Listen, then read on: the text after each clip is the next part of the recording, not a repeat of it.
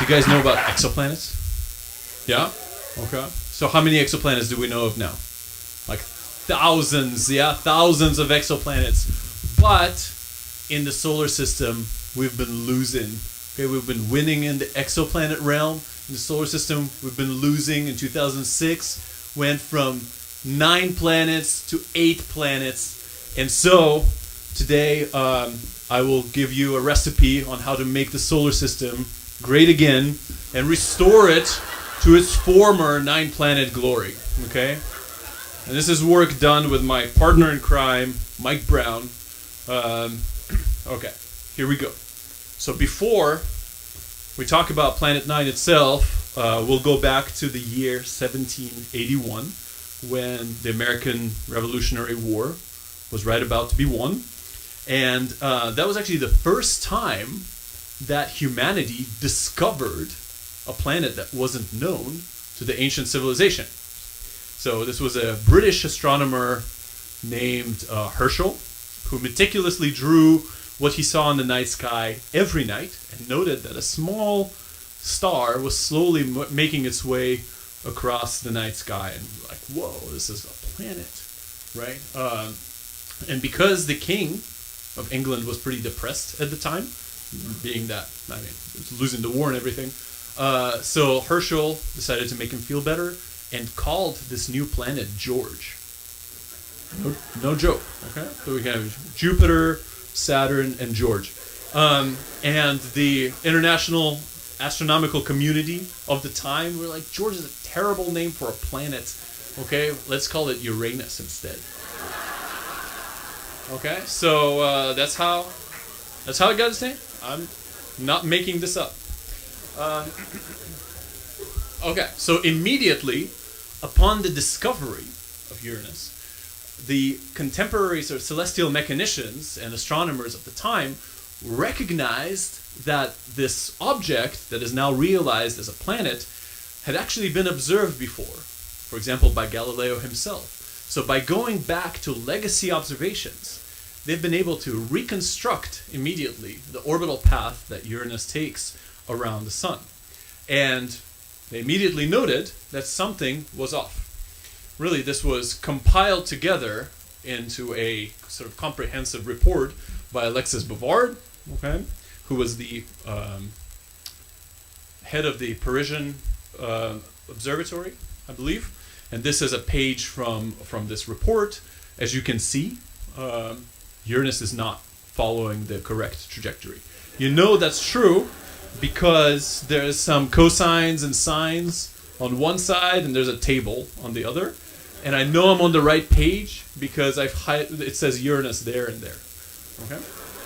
So indeed, Uranus was not observed where it was supposed to be observed, according to the calculations of the time. So Herschel proposed 2 theories to explain why Uranus is not where it should be. As a good theorist, he said option number 1, the more likely option, is that the data is crap. We should ignore the data. Okay? And number 2 is the data is right. And in case the data is right, this is a really big deal because that means that there exists an additional planet in the solar system which is causing Uranus to veer off its orbital path. So the promise of this data, remember, I don't know if you saw, but that report was put together in 1821. So the promise of that data didn't come true, sort of didn't come to fruition until about a couple decades afterwards when this guy, Urbain Le Verrier, figured it out. And it is very clear from this picture that he was a gangster, right? Because he got the bling, he's wearing the bling, his stage name is Urban, so it all fits in. So here's a page from Le Verrier's manuscript. In 1846, he completed an incredible set of calculations, truly remarkable for his time. Impressively, they were right as well, where he showed that indeed this deviation of Uranus from its observed path is something, its predicted path was something that you could explain if the solar system hosts an additional big planet in well beyond kind of its realm. And that was Neptune. So Neptune was discovered by Leverrier in a purely mathematical sense. He predicted it, and upon his making this prediction, he sent. He interestingly couldn't really gather sufficient enthusiasm among the French observers. They were like, "It's cool math, bro, but like, kind of asking us for a commitment. Like we're got to stay up at night." It's true. But eventually, Neptune was observed, and it was observed by a German astronomer named Gall, who made this multi-year plan to find the elusive planet, which was predicted by Leverrier. On the first night of their observational campaign, the sky went dark. They opened up the dome and found it within 1 hour. Okay, so it was really a remarkable story. Intriguingly, since 1846, we have found 0 planets in the solar system. Okay, so there's been a lot of talk about planets beyond Neptune, but really we have found 0 planets since 1846. Humanity has astronomically only found 2 planets in the solar system. Think about that. But what we did detect over the last 2 decades is the Kuiper belt. Okay, so that's the solar system, top down. The terrestrial planets are all in there. My house is right there. Okay, there's Jupiter, Saturn, Uranus, Neptune. In a second, we'll see Pluto. Pluto, when it was discovered, was initially interpreted to be 7 Earth masses. Today, we know that it's smaller than the Moon, so thus its unfortunate fate. So what we'll see in a second, once we go into the plane of the solar system, is every Kuiper belt object with well-determined orbits. So there they are.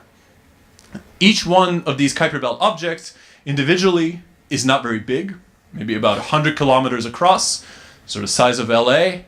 And in orange, what we see are all of the orbits of Kuiper belt objects. So when we look at them from top down, what we'll see is that the Kuiper belt, what we call the sort of classical Kuiper belt, is this ring of matter, cumulatively not very massive, maybe 1% of the Earth's mass or so, that orbits beyond Neptune. And if you are very careful, you will note that all of these orbits have a tendency to hug the orbit of Neptune.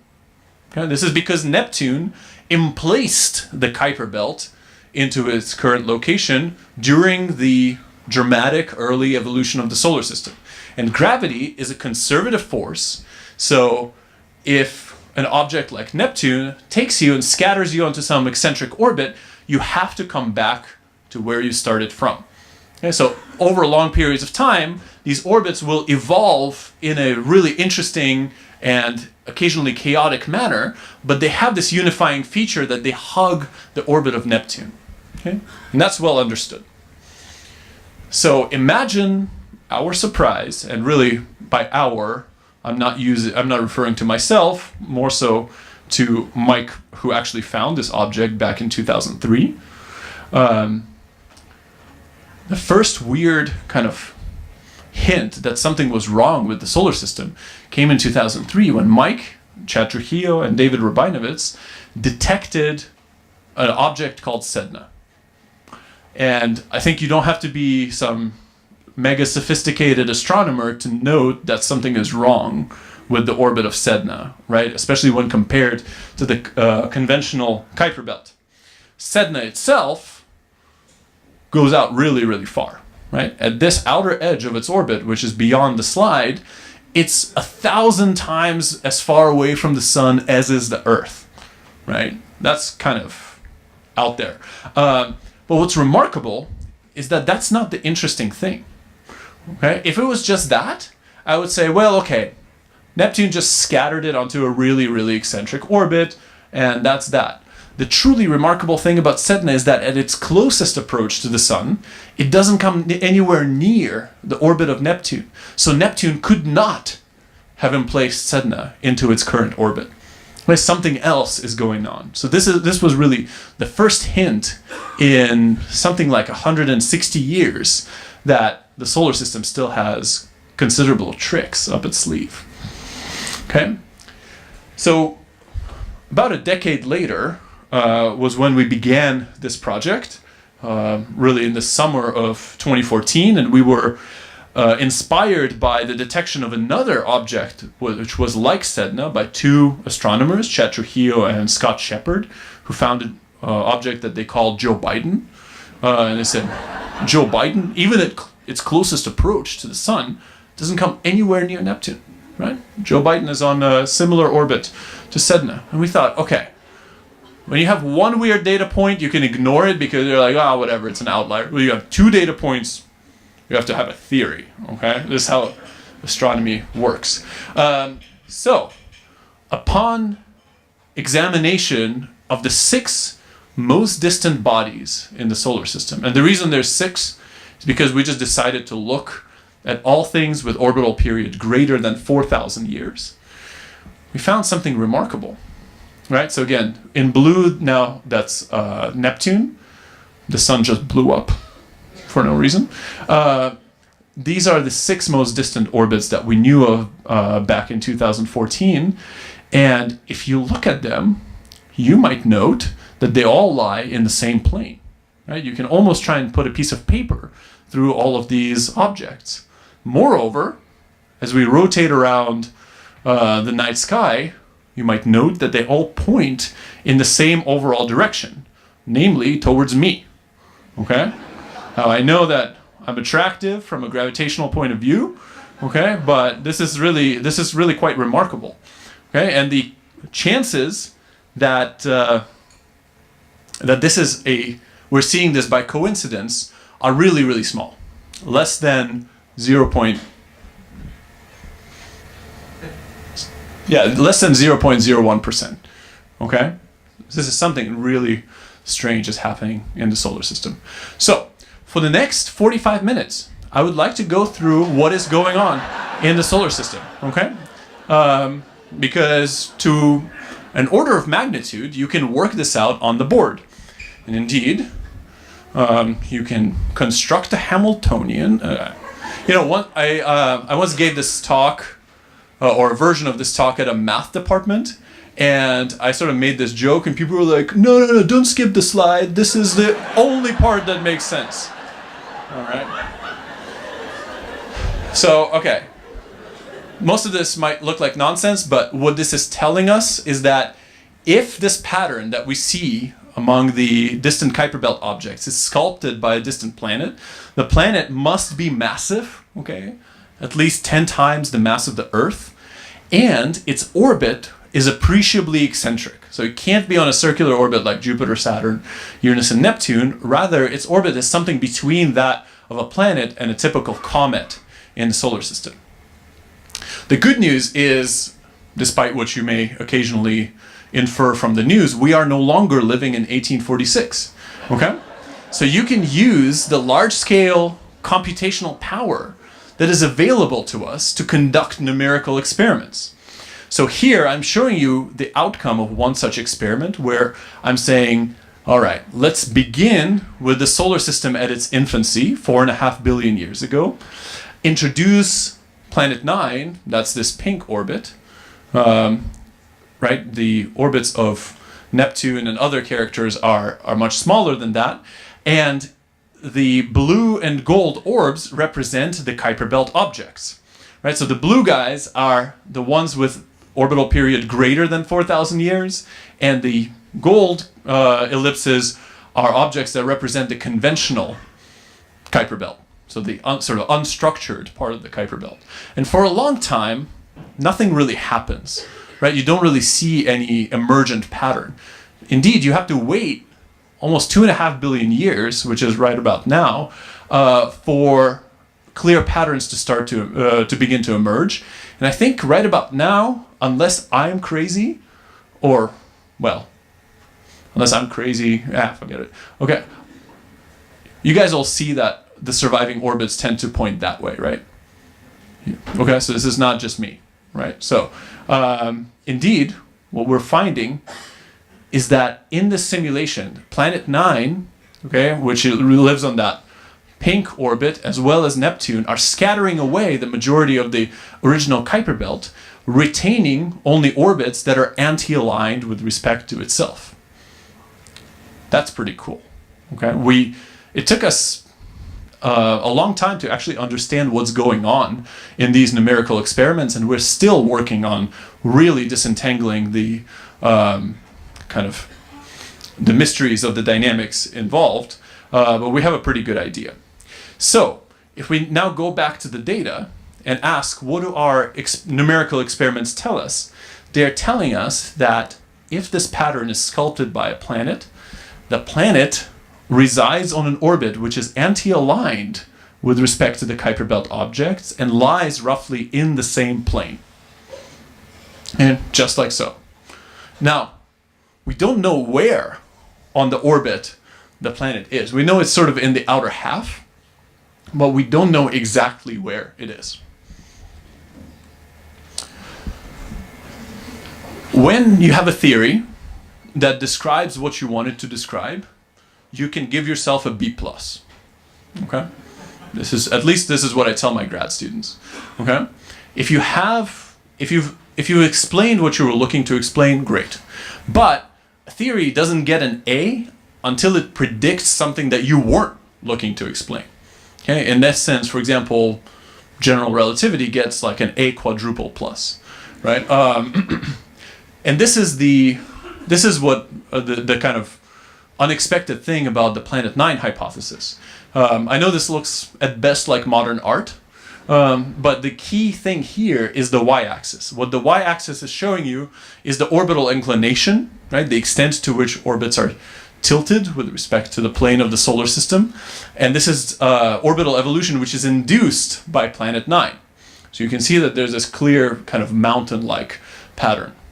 When we found this in our simulations, we thought this would be a truly unique feature of the Planet 9 hypothesis, right? That we would predict. We would predict that if Planet 9 really is there, then there would be objects in the solar system whose orbital planes have been tilted by more than 90 degrees, right? Who are orthogonal or perpendicular to the plane of the solar system.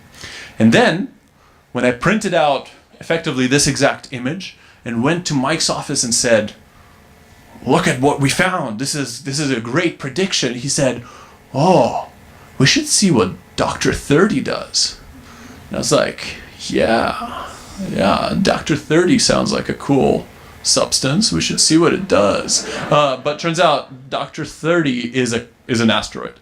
And so what Mike had remembered was that there'd been an object observed that is orbiting the solar system on its side. So it was caught traveling on the night sky from sort of the north to south. And by the way, the relationship that Mike and I have is that of a theorist and an observer, respectively, or I guess anti-respectively.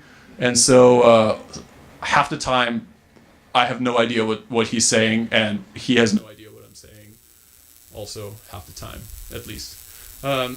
So what Mike had dug up when we realized that this is what was going on in the simulations were those 5 data points, right? So it turns out somewhere in this kind of archival data set, these discoveries had already been made, and they weren't really made out to be a big deal.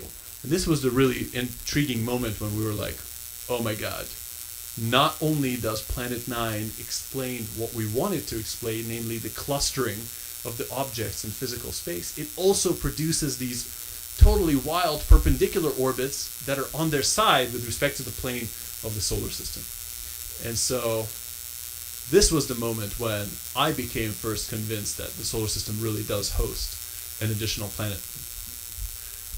And this is what these orbits look like in physical space. They look a little bit like the wings of the solar system at which it flies towards you, right?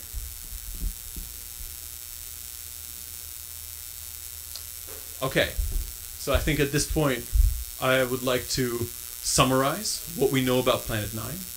Planet 9 has an orbital period of about 20,000 years, and it's really massive. It has to be in order to carve out this pattern in the Kuiper belt that we see today. 10 Earth masses. We don't know how big it is. Okay? But based upon extrasolar planets, which often come as 10 Earth mass objects, we think that it's about 2 to 4 Earth radii. Somebody told me a couple of weeks that it's exactly 3.6. So maybe. I'm happy with that. Remarkable thing about Planet 9 is that its orbit is eccentric, right? It's not like the other planets of the solar system, and it's inclined with respect to the plane as well. So, is it difficult to find? Like, why haven't we found it yet? The answer is yes, it's difficult to find. Okay, it's visual magnitude 24, which is astronomy lingo for really, really dim. Okay, but we are conducting a search of our own, as well as many other groups. I think some of what we'll hear about later today. So we are using this telescope right there. That's the Subaru Observatory, and that's Mike over there and me. I can't really see that well from here. The shorter one is Mike, and the taller one is me. Okay, but it doesn't really matter because the telescope is huge. Okay, that's the telescope we're using. It's a Godzilla. Okay, so because you guys are friends, all right, I'll just tell you where Planet 9 is. All right, so this is the Orion constellation, the one that I know. My cat's named Orion, so I can easily spot this one. I think that Planet 9 will be found right around here. See, people tell me that this is not Planet 9, okay? But I think it'll be found right around here because that's where its aphelion lies. So I guess we'll see within the next few years if that's true. Okay, thank you. I'll stop here.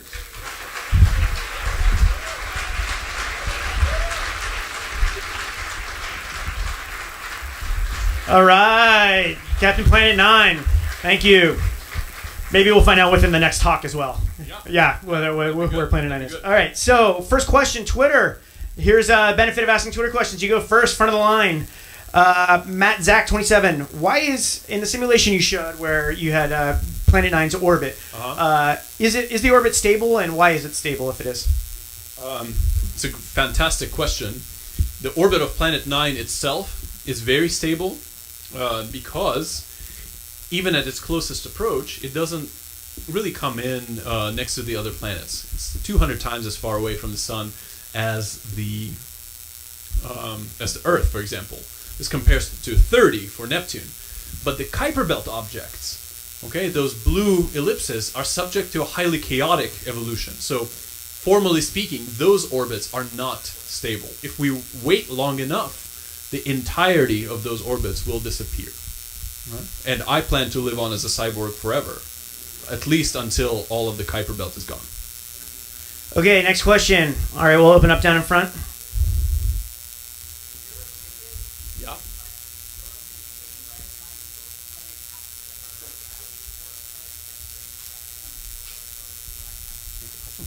Okay, so in my opinion, is Planet 9 a rogue planet that's been captured, or was it ejected out to the distant realms of the solar system from within? I personally favor the second option. Why? Because we think the solar system suffered an instability within the first 600 or so million years of its lifetime, which would have been the perfect time to scatter one of our kind of primordial ice giants out to the distant realms of the solar system. Although I prefer the first one for a movie script. All right, into that. Is there any chance that it's a rocky planet? It's unlikely. I mean, ultimately, I should, as a scientist, my real answer is I don't know. Like, to me, for now, it's a point mass. Okay. Could it be a rocky planet? It could, but that's unlikely. Why? Because when you grow up to be 10-ish or Earth masses, you capture hydrogen from the nebula. Okay, so I think that about one of those 10 Earth masses is contained in the hydrogen-helium envelope. Okay, we're going to do one more right there. If there's one planet, do I think there's 5 planets? Could there be more than one? Okay, so I think that there's at least one. Could there be more? I mean, look, the solar system has quite a bit of real estate, and you can park more objects out there. I think for now, there's not really evidence for additional bodies. Could there be additional bodies? I don't see why not. I mean, you do run out of space eventually because once you go about an order of magnitude in semi-major axis beyond what Planet 9 has, stellar encounters will strip you off. So there is sort of a natural limit. I think 5 is a lot. Maybe 2.5. Like 2.5 planets would be good. Yeah. All right, let's thank Captain Planet 9 one more time. Yep. Thank you.